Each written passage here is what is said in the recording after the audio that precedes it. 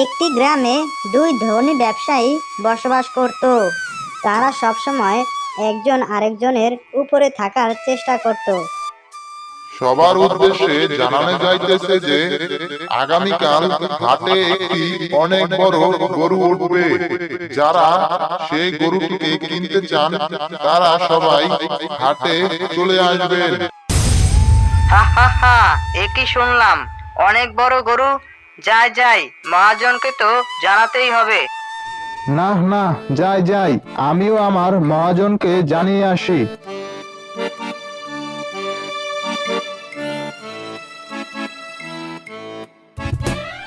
এই যে বাবু, আজকে শুনলাম কাল নাকি হাটে অনেক বড় গরু উঠবে। কি, তাহলে তো ওটাকে কুরবানির জন্য আমাকে কিনতে হবে।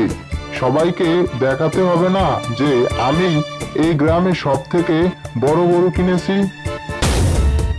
শুনেছেন বাবু, কাল নাকি হাটে সবচেয়ে বড় গরু উঠবে।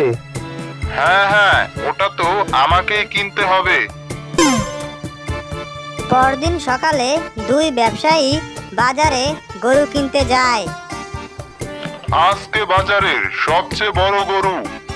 এই যে শোন, কত টাকা হলে তুই এই গরু বিক্রি করবি?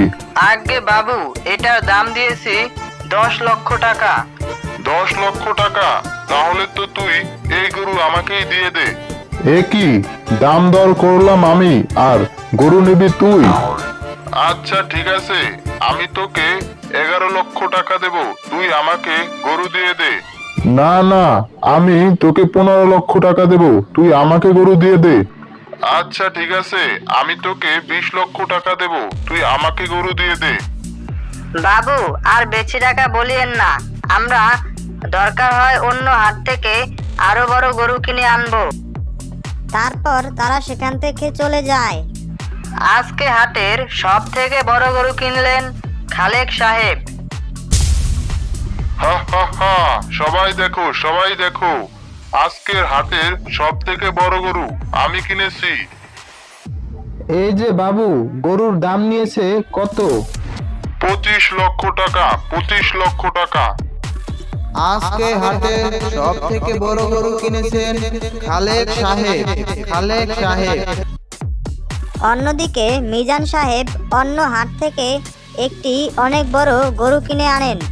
সবাই দেখো সবাই দেখো, সব থেকে বড় গরু আমার। এটা আমি 30 লক্ষ টাকা দিয়ে কিনেছি।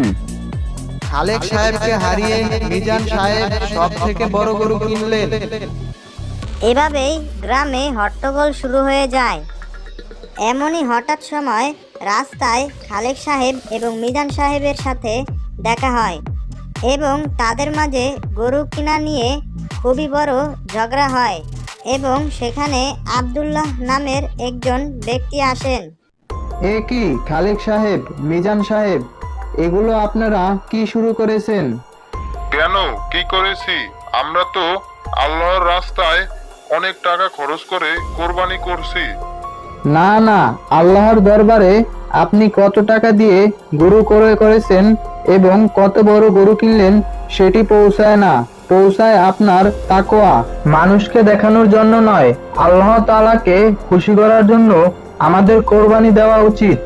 আমাদের সবাইকেই নিয়ত ঠিক রেখে কোরবানি করা উচিত। তারপর খালেক সাহেব ও মিজান সাহেব তাদের ভুল বুঝতে পারলেন।